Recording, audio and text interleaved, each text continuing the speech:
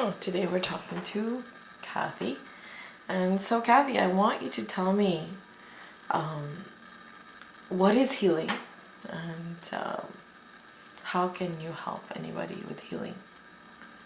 So, I'm a very practical person. For me, healing is all about results. You need and are looking for a change.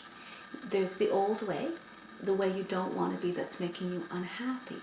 You would like to solve that. And it is all about leaving with your results, with the change. And that is my definition of healing. It should make a significant, real change in your life. It shouldn't just be like a tiny little blip and over.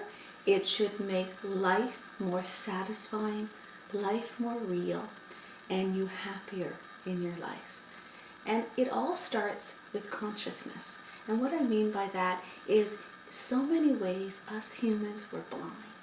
We honestly don't see the pattern that is playing over and over and over in front of our face. And healing does that for you. You finally see the pattern and it no longer strangles you. Instead, you do the solution. Let me give an example. Let's say you emotionally eat. You'll finally notice you emotionally eat. Catch yourself a couple of moments before and go for a walk and or talk to yourself and say, oh my goodness, you're so upset. What can I do to help? Now you've broken the pattern. Now you're free. And this would grow and grow. So truly healing means your brain and heart changes to a more significantly happy way. I like the word happy. I'm not talking about going around all day laughing. I'm talking about a satisfaction in your heart that you actually want to live that day. This is what healing can create by for a moment looking at what you're stumbling over and finding what the solution is. The change or the healing. All the words mean the same thing, but a practical thing that changes your life. so you can get healing in any kind of problem, really. There is nothing that healing can't reach, be it emotional, mental, physical, spiritual. If it's about something that needs to evolve or grow, healing can change this. What I also love about this is you don't have to know the answer. It's us taking the first step to admit we want to change that opens up the answer. It's delightful when you find the answer and it was right in front of your face. And this is a really cool thing that happens with healing. When you bring a problem, it's half. The other half immediately arrives, the solution. And you didn't even know what it was, but it arrives. And you have your answer. And it is true healing. It satisfies. It makes your life significantly better. There is no point in doing anything if it doesn't uplift and make your life better. Oh, where did you learn healing? I learned in many locations. I came to want healing because I saw things in my life that were holding me back. A deep shyness, a fear of a lot of things. And so I hunted for things that could help me.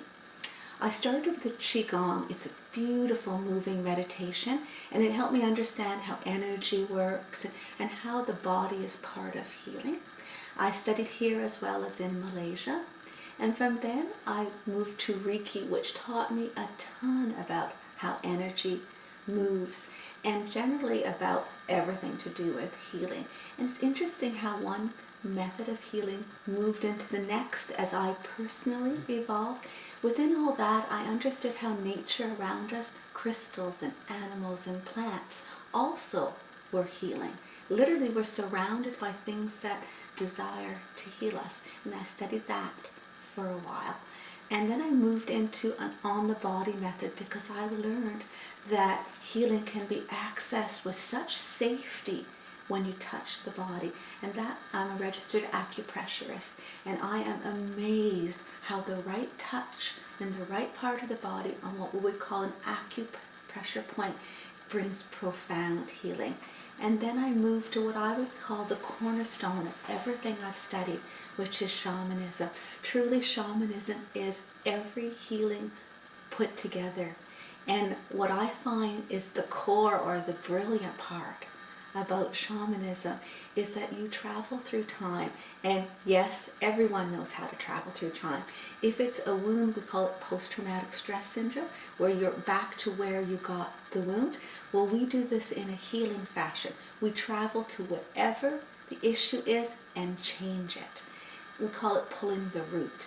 And because we're not bound by some of the rules of this world, we can bring profound change in a small portion of time. But don't believe just because this can happen, you don't have to show up for yourself. You need to show up for yourself. You will not have this sort of change unless you arrive and look at the issue for 3 seconds at least and allow this.